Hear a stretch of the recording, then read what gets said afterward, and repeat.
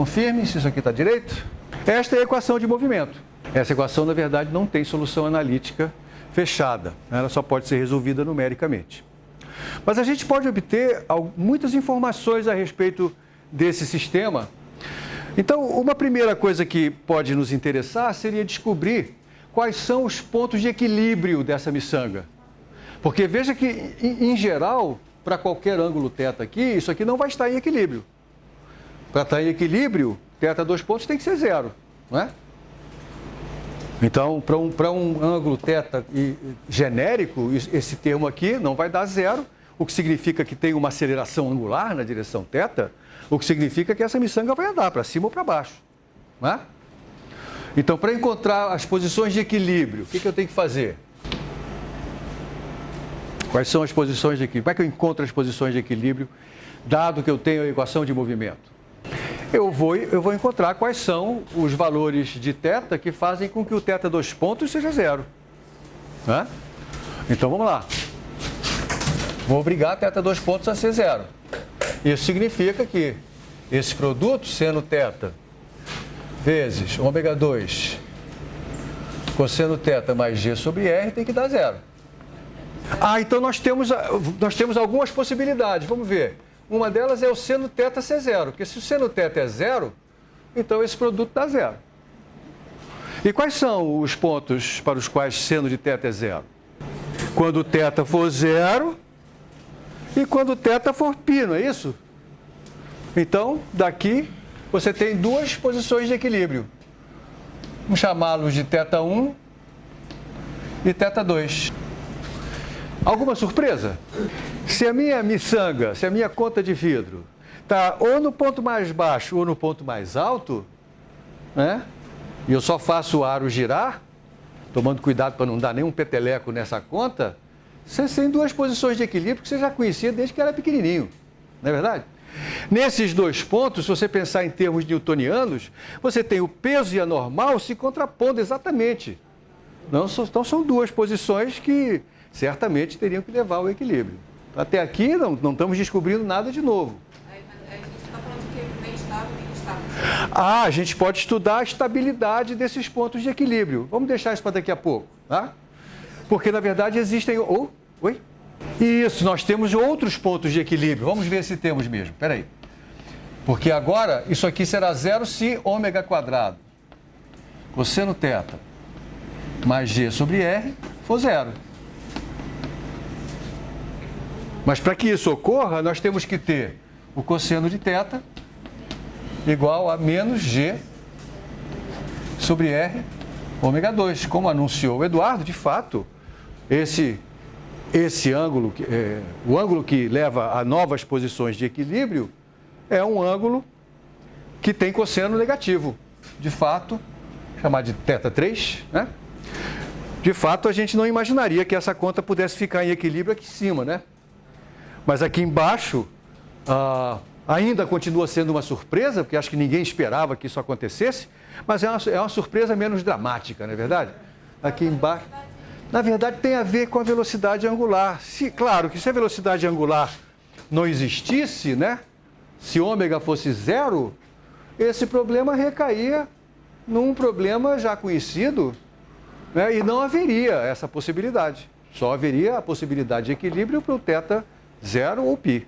Essa possibilidade não existe. Ela só existe porque nós estamos fazendo o aro girar.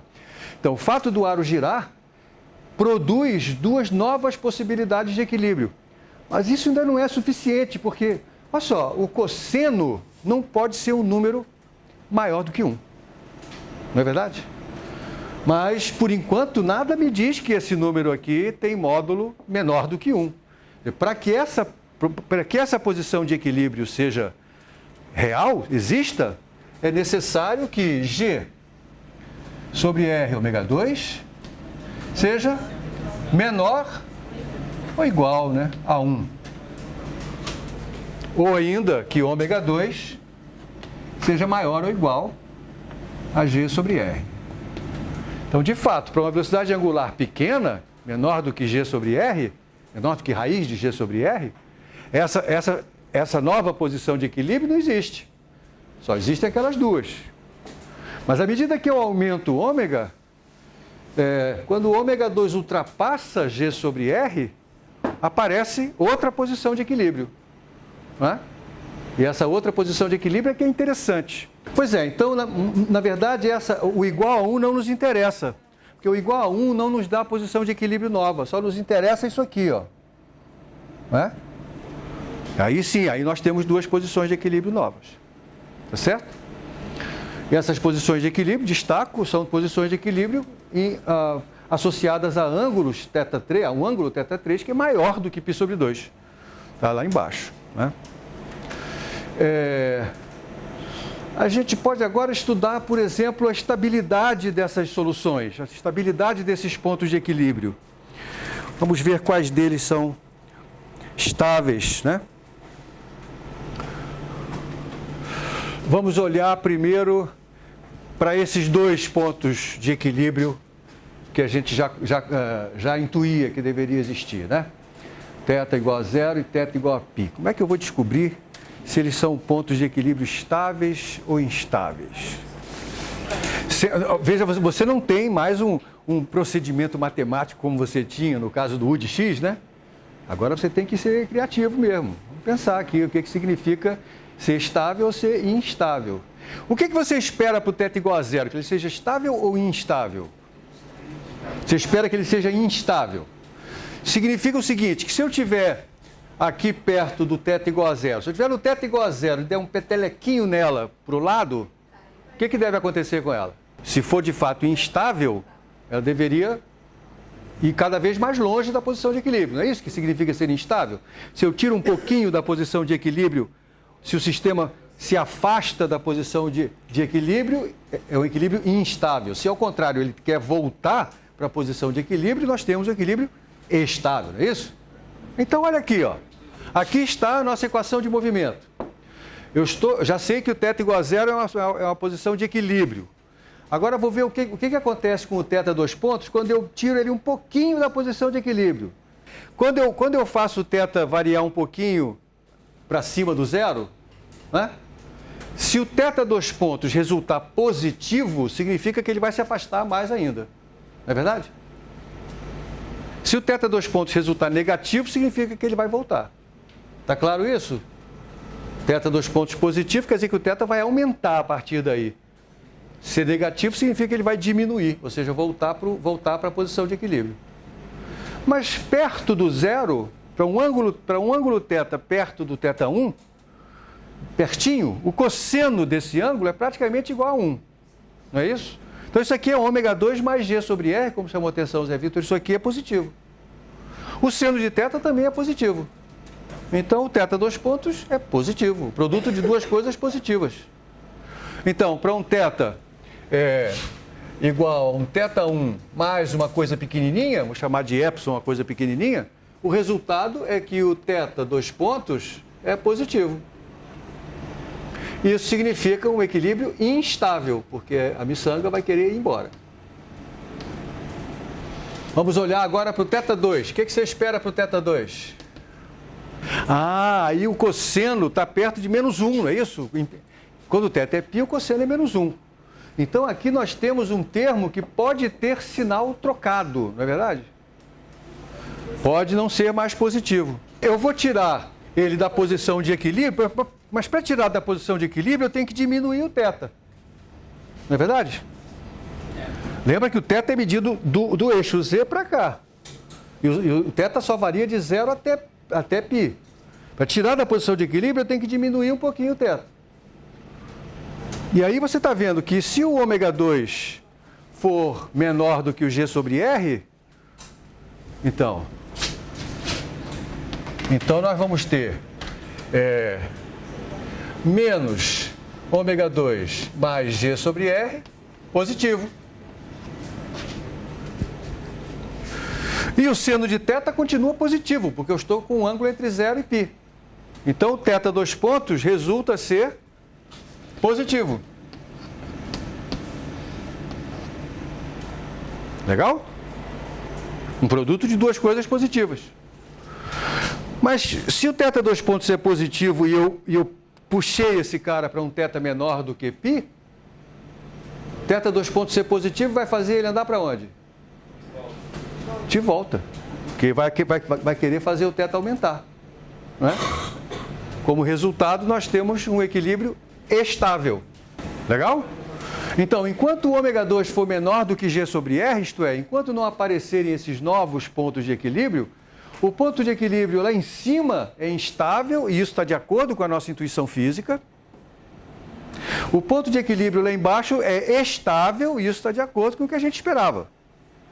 Mas o que acontece se o ômega 2 ficar maior do que G sobre R?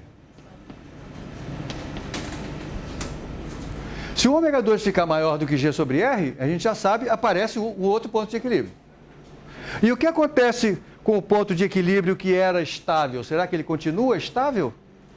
Agora não, porque agora, se o ômega 2 é maior do que o G sobre R, menos ômega 2 mais G sobre R se torna negativo, não é isso? Então isso aqui ficou negativo. O seno de θ continua positivo. Então o θ dois pontos fica negativo. O que significa que o θ quer diminuir. É isso? Mas eu tirei ele do ângulo π, diminuindo o θ. Ele quer continuar diminuindo. Então ele vai se afastar agora da posição de equilíbrio. Então, agora esse ponto ficou um ponto de equilíbrio instável. E isto é uma novidade para você, provavelmente. Então, eu tenho uma situação física, dependendo da velocidade angular com que o aro está girando, que pode corresponder a uma situação de equilíbrio estável para um ômega pequeno, mas que se torna instável quando o ômega cresce e ultrapassa o valor raiz de G sobre R. Então, eu estava num ponto de equilíbrio estável, o ômega 2 passou do G sobre R, qualquer perturbaçãozinha nessa miçanga vai fazer ela ir embora. Ela ir embora e vai procurar outro ponto de equilíbrio, que apareceu o novo ponto de equilíbrio aqui. Não é verdade? Apareceu esse novo ponto de equilíbrio. A esse fenômeno, nós chamamos de um fenômeno de bifurcação. Um ponto de equilíbrio estável dando origem, se tornando instável e dando origem a outros, não é? No plural, pontos de equilíbrio. Tá? Agora falta a gente ver o que acontece com esse ponto de equilíbrio aqui quando o ômega 2 é maior que G sobre R. Será que esse aqui é estável agora? Ele sequer existia antes. Agora eu quero saber se ele se tornou estável ou não. O que você espera que aconteça, assim, enquanto físico, intuição física? Que seja estável, né? Seria muito estranho se não houvesse mais nenhum ponto estável nessa brincadeira, né? Então, a conta ia ficar girando para lá e para cá. Tá, eu vou escrever a condição de equilíbrio de uma forma ligeiramente diferente. Vou escrever a equação de movimento de um jeito um pouquinho diferente. Θ dois pontos, eu estou copiando o que está escrito ali, seno de θ, eu vou fatorar o ômega 2 dessa brincadeira. Assim, ômega ao quadrado, seno de θ, cosseno de θ, mais G sobre R ômega 2.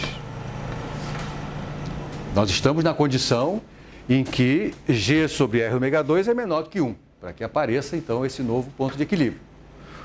Mas G sobre R ômega 2, com o sinal trocado, é o cosseno de um ângulo. Então, eu vou escrever como um cosseno de um ângulo isso aqui. Isso aqui é θ dois pontos, igual a ômega quadrado seno θ, cosseno de θ, menos cosseno de θ3. θ3 foi como eu chamei a nova posição de equilíbrio. E agora eu vou ver o que acontece quando eu faço o θ mudar um pouquinho a partir do θ3. Vou fazer o θ igual ao θ3 mais um epsilon, onde epsilon é um número que eu posso controlar. Posso fazer ele pequenininho. Eu quero ver se eu tirar ele um pouquinho dessa posição, aumentando ou diminuindo o θ3, o que vai acontecer com essa miçanga, né? E aí, eu vou agora usar, sim, a expansão de Taylor. Então, eu vou escrever o seno de θ e o cosseno de θ usando a expansão de Taylor em primeira ordem. Então, aqui está. Seno de θ3 mais epsilon. Como é que eu escrevo a expansão até primeira ordem do seno de θ3 mais epsilon? É o exercício em expansão de Taylor. Se lembrar, vamos lá. F de x mais h. Isso é igual a quê? F de x, até primeira ordem só. Tem um F' de x, vezes... O que você talvez esteja lembrando da seguinte outra maneira de escrever a expansão de Taylor. Isso é uma outra maneira de escrever, isso que está aqui. O que aparece aqui é a distância entre o ponto onde eu estou calculando o valor da função e o ponto no qual eu conheço o valor da função e de suas derivadas. É o que eu estou escrevendo aqui. Eu escrevi dessa maneira. Então isso aqui vai ser o seno de θ3 mais epsilon vezes a derivada do seno, que é o cosseno,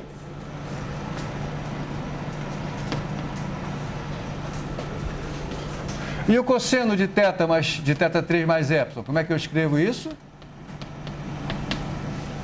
É o cosseno de θ3 menos. Por que vem esse menos?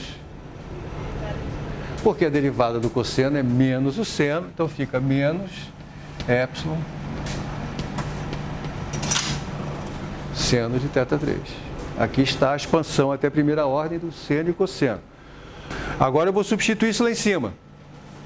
Vai ficar assim, θ dois pontos, ômega ao quadrado, seno de θ3 mais epsilon, é o seno de θ3, mais epsilon. Quem é o cosseno de θ3? Está escrito aqui, né? Na verdade eu já sei quem é. Mas eu vou deixar ele assim por enquanto. Em algum momento eu posso querer botar o seu valor. Aí tem o cosseno de θ, que é cosseno de θ3, menos epsilon seno de θ3. O que mais? Menos o cosseno de θ3. Isso aqui desaparece. Então, θ dois pontos é ômega ao quadrado. Eu só quero até primeira ordem em epsilon. Então, os termos de segunda ordem eu vou ignorar, vou jogar fora. Isso vezes isso vai dar um termo de segunda ordem, epsilon quadrado. Não quero ele, só quero de primeira ordem. Então, vai ter esse vezes esse, mais esse aqui, né? Aliás, só, né?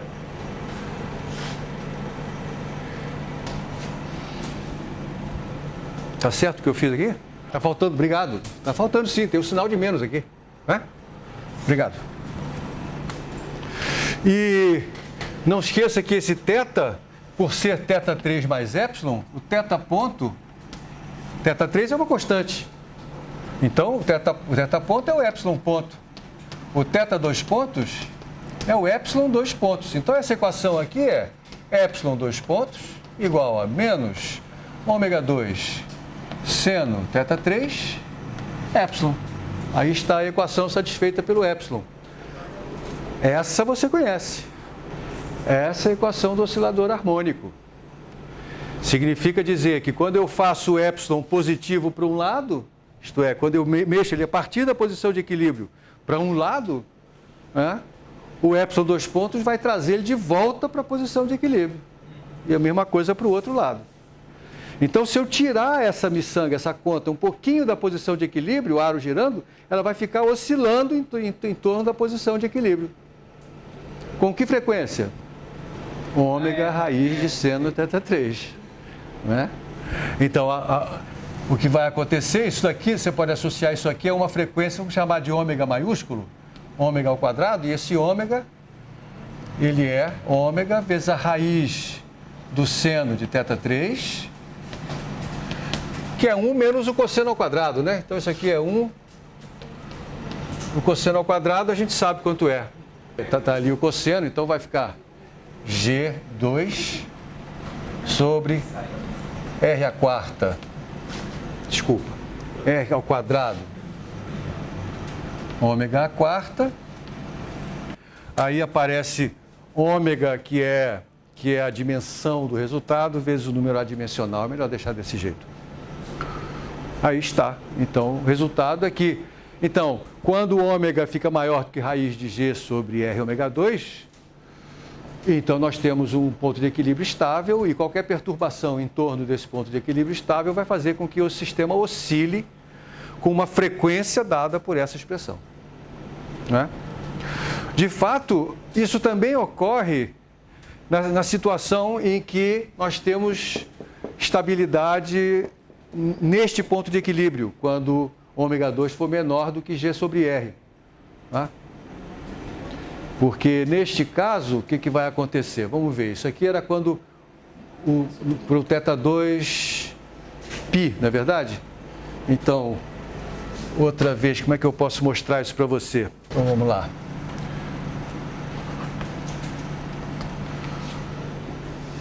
Então, vamos olhar o que acontece nas vizinhanças do ponto de equilíbrio θ2 igual a π. Posso fazer a mesma brincadeira que eu fiz agora. Vamos pegar um θ que seja igual ao θ2 mais um epsilonzinho. Tá? Então, vamos ter, mais uma vez, o θ 2 pontos é igual ao epsilon 2 pontos. E a equação de movimento fica epsilon 2 pontos igual meu seno de θ. Agora é o seno de θ2 mais epsilon. A gente já sabe fazer a expansão do seno, né? É o seno de θ2. Quanto é o seno de θ2? Oi? Não, é a raiz, desculpa. Isso aqui é a raiz. Vamos lá, vamos escrever isso direito. Então vamos escrever assim. 1 menos o cosseno ao quadrado, que é... Cadê ele? G2 sobre R2 ômega quarta elevado a 1 quarto. Né? Olha, vamos aqui devagar. O seno de θ3 é 1 menos G2 sobre R2 ômega 4 elevado a meio. A raiz quadrada, né? E aqui tem a raiz quadrada do seno. Então ficou isto aqui elevado a 1 meio, que é isso aqui elevado a 1 quarto. Foi? Então, o que eu estou fazendo agora? Olhando para a equação de movimento e usando esse mesmo truque para escrever a equação de movimento nas vizinhanças do ponto de equilíbrio estável θ2 igual a π. Então, onde tem o seno de θ, eu vou escrever o seno de θ2 mais epsilon, que é o seno de θ2, que vale 0, né? Mais epsilon vezes o cosseno de θ3, que vale menos 1. Então, isso aqui é menos epsilon, né? Que multiplica ômega 2 cosseno de θ. Cosseno de θ3 dá menos 1, menos 1 mais G sobre R, que é igual, vamos escrever isso de uma outra forma, menos epsilon, que multiplica G sobre R menos ômega ao quadrado. Legal? Agora, G sobre R menos ômega ao quadrado, eu estou exatamente na situação em que isso é positivo. Né? Porque o ômega 2 é menor que G sobre R. Então, isso aqui é positivo. Então, eu tenho a equação epsilon 2 pontos igual a menos uma constante positiva vezes epsilon, oscilador harmônico. E com que frequência ele vai oscilar?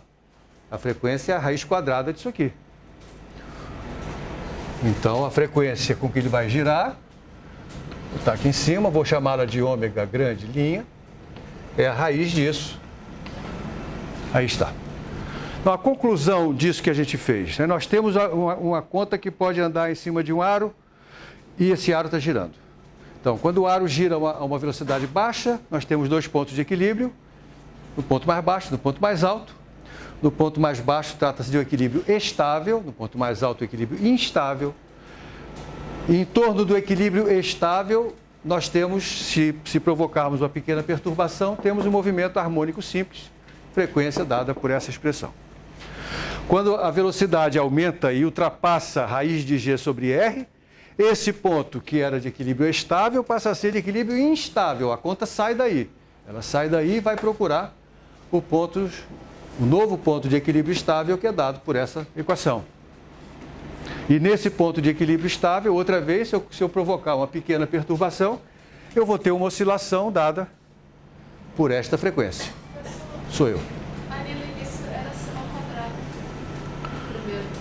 Aonde? Menos ômega ao quadrado, epsilon é sin ao quadrado de θ 3. Ah, que ótimo. Que ótimo. Agora simplificou a minha vida, né? Quem é que estava reclamando de 1/4? Ah, tá certo. Que bom. Que bom. Então aqui é só o seno mesmo. E que bom. E aqui ficou 1/2. Obrigado. Aqui eu posso também fazer coisa parecida, né? Para esse ômega' eu posso fatorar o ômega. Então fica ômega que multiplica a raiz de G sobre R ômega 2 menos 1. Então aqui é mais bonito escrever. Pronto. Acho que agora está tudo direito. Né? Muito bem. Esse fenômeno físico dá origem a um aparelho que foi usado por James Watt para controlar a entrada de vapor numa máquina a vapor. Então, quando você tem um dispositivo que está girando e à medida que essa velocidade com que ele gira aumenta, essa conta muda a posição de equilíbrio. Quando ela muda a posição de equilíbrio, isso é projetado de tal maneira que ela interrompe a passagem de combustível, por exemplo. Né? Quando ela interrompe a passagem de combustível, a velocidade de rotação começa a diminuir, até que ela fique abaixo desse valor crítico, aí a conta volta para a sua posição original. Mas aí começa a entrar combustível de novo. Então a velocidade angular começa a aumentar outra vez até que ela suba e você tem um instrumento, um aparelho que controla, por exemplo, o ingresso de combustível em função da velocidade com que você está girando. Tá?